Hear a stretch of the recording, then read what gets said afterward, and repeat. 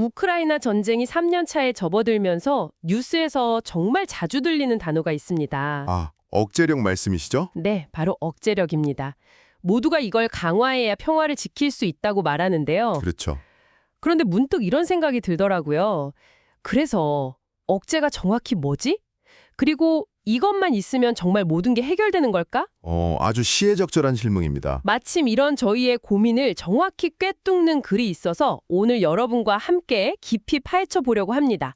케어유 뉴스 김영래 편집장님의 아침마다 지혜 칼럼, 억제가 전략을 대신할 수 없는 이유라는 글입니다. 네, 이 억제, deterrence라는 단어가 사실 냉전 시대의 유물처럼 여겨졌었잖아요. 맞아요. 거의 잊혔던 단어죠. 네, 거의 30년 동안 군사 전략가들의 책장에서 먼지만 쌓여가던 개념이었는데 러시아가 우크라이나를 침공하면서 마치 잠자던 유령처럼 다시 깨어났습니다. 정말 그렇네요. 그래서 오늘 이 시간을 통해 이 낡은 듯 새로운 개념이 왜 다시 소환되었는지, 그리고 모두가 정답처럼 외치는 이 억제에 어떤 치명적인 함정이 숨어 있는지 한번 짚어보겠습니다. 좋습니다. 우크라이나의 사례를 통해 우리에게 필요한 교훈까지요. 네, 그렇습니다. 좋습니다. 그럼 가장 기본적인 질문부터 시작해보죠. 억제라는 게 정확히 무슨 뜻일까요? 이 글에서 아주 명쾌하게 정의를 내렸더라고요. 네, 상대에게 적대적 행동을 하면 큰 대가를 치러야 한다는 확신을 주는 정책. 이걸 보니까 어릴 때 봤던 냉전시대 영화들이 딱 떠올랐습니다. 어떤 장면이요? 미국이랑 소련 대통령이 빨간 버튼 앞에 앉아서 서로 노려보는 장면들 있잖아요. 아, 정확합니다. 바로 그 장면이 억제의 본질을 보여주죠. 핵심은 두 가지입니다. 두 가지요. 네, 하나는 상대에게 고통을 줄 수 있는 능력, 그리고 또 하나는 필요하다면 그 능력을 정말 쓸 거라는 의지. 능력과 의지. 네, 이 두 가지가 합쳐져서 상대방이 저 사람들 진짜 하겠구나 하는 신뢰성을 가질 때 비로소 억제는 작동합니다. 냉전 시대에는 양측이 서로를 몇 번이고 파괴할 수 있는 핵무기라는 확실한 능력이 있었고요. 그렇죠. 그리고 그걸 사용할 의지 또한 팽팽하게 맞서 있었죠.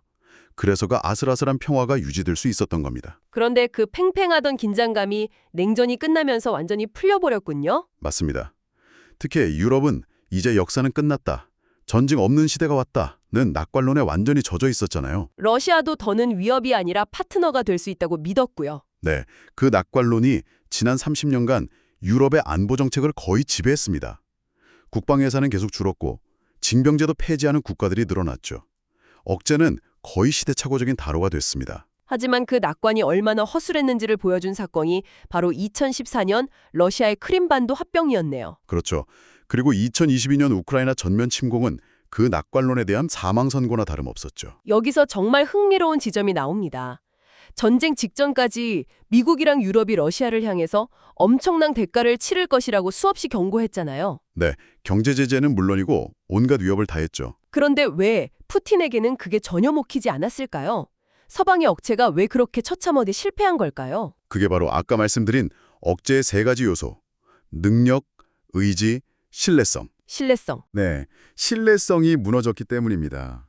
이 글의 분석에 따르면 푸틴은 서방이 가진 군사적, 경제적 능력을 의심하지 않았어요. 그건 당연히 알고 있었겠죠. 하지만 그 능력을 우크라이나를 위해 실제로 사용할 의지는 없다고 정확히 간파했던 겁니다. 아, 너희가 경제 제재는 하겠지만 설마 우리랑 직접 싸우려고 너희 군대를 보내겠어? 이렇게 생각했다는 거군요. 바로 그겁니다. 그 순간 서방에 외친 수많은 경고는 그냥 허황한 메아리가 되어버린 거죠. 위협의 진정성을 믿지 않으니까 억제는 작동할 수가 없었던 겁니다. 듣고 보니 정말 아찔하네요. 아무리 강력한 무기랑 경제력을 가져도 상대가 저 사람들은 절대 방어세를 당기지 못할 거야 라고 생각해버리면 아무 소용이 없다는 거니까요. 네, 그런데 이 글에서는 억제가 실패하는 이유가 단순히 의지의 문제만은 아니라고 지적하더군요. 더 근본적인 세 가지 이유를 제시하는데 첫 번째가 방금 이야기한 상대가 방어 측의 의지를 신뢰하지 않을 때이고요. 네. 그리고 두 번째 이유가 훨씬 더 복잡하고 흥미롭습니다. 뭔가요? 바로 상대가 합리적 행위자가 아닐 때입니다. 합리적 행위자가 아닐 때? 네, 억제라는 개념 자체가 굉장히 수학적인 가정 위에 서 있거든요. 상대방이 주파나를 튕기듯이 행동에 따르는 이익과 손해를 철저히 계산해서 손해가 더 크면 포기할 것이다, 이런 전제를 깔고 있죠. 굉장히 이성적인 상대를 가져가는 거군요. 근데 현실 세계의 리더들이 항상 그렇게 합리적인가요? 바로 그 지점입니다. 종교적 신념에 따라 움직이는 극단주의자들이나 국가의 존망 혹은 자신의 정치적 생명이 걸렸다고 믿는 지도자에게 이렇게 하면 당신네 GDP가 5% 감소할 겁니다. 이런 위협이 과연 통할까요? 안 통할 것 같은데요? 이 글에서 인용한 심리학적 분석이 아주 날카로운데 사람은 무언가를 얻을 것이 있을 때보다 잃을 것이 많다고 느낄 때 훨씬 더 극단적이고 위험한 선택을 하는 경향이 있답니다. 아, 손실 회피 심리 말씀이시죠? 네, 맞습니다. 궁지에 몰린 지도자는 합리적인 손익계산을 뛰어넘는 우리 눈에는 좀 비합리적으로 보이는 결정을 내릴 수 있다는 겁니다. 와, 그건 정말 중요한 지적이네요. 외부에서 압박을 가할수록 오히려 상대를 더 위험한 코너로 몰아넣는 역효과가 날 수도 있다는 거잖아요. 네, 그렇습니다. 압박이 억제가 아니라 도발이 되는 순간이 올 수도 있겠군요. 바로 그 지점이 세 번째 이유랑 연결됩니다. 억제라는 개념 자체가 본질적으로 위협에 기반한다는 사실이에요. 위협에 기반한다. 아무리 방어용이라고 포장을 해도 그 본질은 우리 말 안 들으면 가만두지 않겠다는 협박하고 구조가 똑같거든요. 아, 그렇다 보니 상대방은 이걸 순수한 방어 정책이 아니라 우리를 겨냥한 공격적인 행동으로 받아들일 가능성이 아주 높죠. 그러니까 너희가 우리를 위협하니까 우리도 군사력을 키워야겠다. 이런 반응을 낳게 되고 결국 서로 불신만 키우는 군비 경쟁의 악순환에 빠질 수 있다는 거군요. 네, 흔히 말하는 안보 딜레마죠. 네, 안보 딜레마. 결국 불신과 오해만 쌓여서 갈등의 골이 더 깊어지고 사소한 오해가 큰 충돌로 번질 위험도 커집니다. 그래서 이 글이 억제는 결코 대화의 대체물이 될 수 없다고 힘주어 강조하는 겁니다. 억제는 증상을 잠시 억누르는 강력한 진통제일 수는 있어도 병의 근본 원인을 치료하는 치료약은 될 수 없다. 뭐 이런 의미겠네요. 네, 정확합니다. 자, 그럼 억제의 실패를 뼈아프게 경험한 지금 유럽의 상황은 어떤가요? 전쟁을 겪었으니 뭔가 명확하고 일관된 전략을 세웠을 것 같은데요? 저도 그렇게 생각했는데 그런데 글을 읽어보면 전혀 그렇지 않더군요. 오히려 전략적 혼란 상태에 빠져 있다고 지적합니다. 그야말로 모순적인 상황이죠. 한편으로는 거의 모든 유럽 국가들이 국방비를 GDP의 2% 이상으로 늘리면서 막대한 돈을 무기 구매에 쏟아붓고 있습니다. 억제력 강화에 올인하는 모습이군요. 네. 그런데 다른 한편으로는 이 글의 분석에 따르면 실제 일어날 가능성이 낮은 시나리오. 예를 들어 러시아가 나토 회원국을 전면 침공할 거라는 식의 공포가 사회 전반에 과도하게 퍼지고 있다는 겁니다. 그러니까 한쪽에서는 군사력을 키우면서 다른 쪽에서는 그 군사력으로도 막을 수 없을지 모른다는 불안감에 떨고 있다는 거군요. 네, 정말 혼란스러운 거죠. 이 글은 일부 정치인이나 언론이 러시아는 본질적으로 팽창주의적이며 영구적인 전쟁을 원한다는 식의 프레임을 설정하고 이걸 바탕으로 정책을 펴는 경향을 좀 비판적으로 보고 있더라고요. 맞습니다. 물론 경계해야 하지만 이것이 균형 잡힌 분석이라기보다는 공포의 확대 재생산에 가깝다는 거죠. 이런 공포 분위기 속에서는 냉정하고 합리적인 전략을 세우기가 극도로 어려워집니다. 맞아요. 그리고 그런 분위기 속에서는 정작 더 중요하고 근본적인 질문들이 사라져버린다고 지적합니다. 어떤 질문들 말인가요? 이 끔찍한 전쟁이 끝난 후 유럽은 어떤 새로운 안보 질서를 만들어야 하는가? 거대한 이웃인 러시아와의 관계를 장기적으로 어떻게 설정하고 관리할 것인가? 같은 미래를 위한 질문들 말이죠. 못하고 있다는 비판이더군요.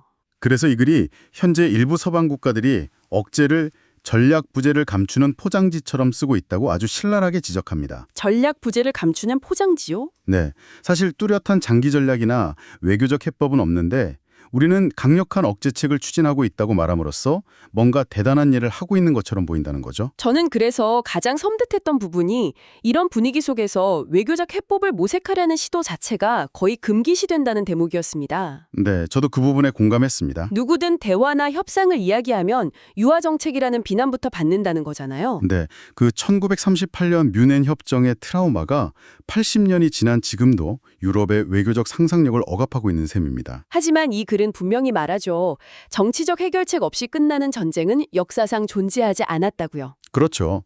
외교 없는 억제는 결국 서로가 벼랑 끝을 향해 계속해서 차를 몰고 가는 치킨 게임일 뿐이고 이건 모두에게 파국적인 결과를 낳을 뿐입니다. 억제가 시간을 벌어줄 수는 있지만 그 시간을 대화와 협상에 활용하지 못한다면 빈 껍데기에 불과해진다.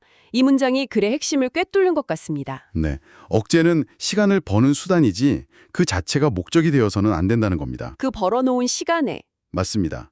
억제가 상대의 공격을 막아주는 동안 그 뒤에서는 평화를 만들기 위한 치열한 외교적, 정치적 노력이 이루어져야 합니다.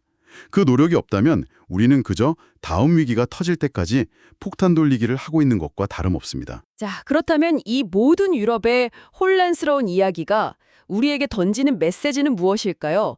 한반도는 세계에서 가장 군사적 긴장이 높은 것 중 하나니까요. 정말 남의 일이 아니죠. 이 글이 마지막에 한국의 독자들을 위해 세 가지 교훈을 아주 명확하게 정리해주고 있습니다. 첫 번째 교훈은 지금까지의 논의를 종합하는 겁니다.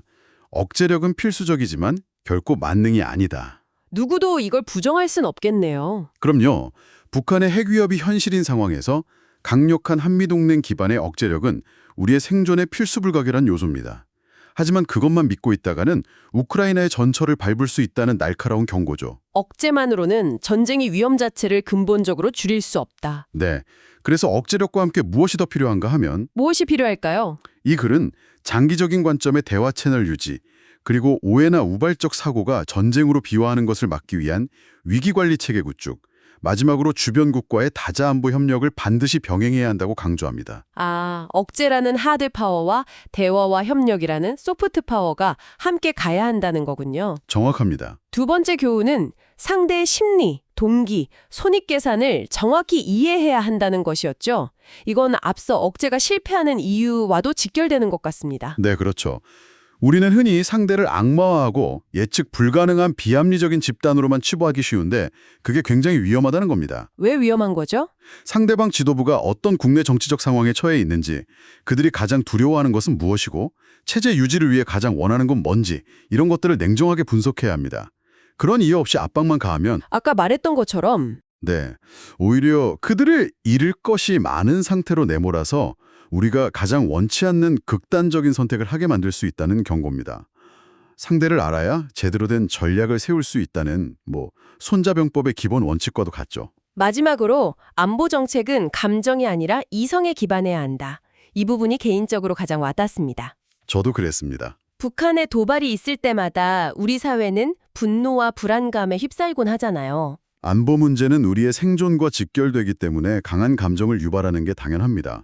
하지만 이 글은 어떤 국가든 공포와 분노에 기반한 외교 정책은 결국 판단을 흐리게 만들고 전쟁 가능성만 높일 뿐이라고 단호하게 말합니다. 감정적인 구호나 즉흥적인 대응이 아니라 네, 차가울 정도의 냉철한 이성적 판단이 그 어느 때보다 중요하다는 겁니다. 결국 이 모든 교훈을 관통하는 단 하나의 메시지가 있네요.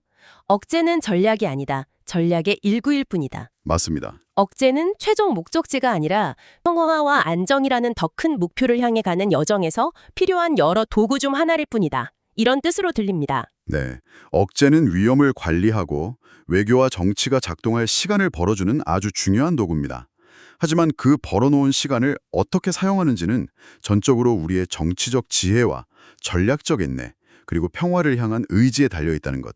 이게 이 글이 우리에게 던지는 가장 큰 화두일 겁니다. 오늘 우리는 김형래 편집장의 아침마다 지혜를 통해 억제라는 단어를 둘러싼 낯괄과 오해, 그리고 냉엄한 현실을 깊이 있게 들여다봤습니다.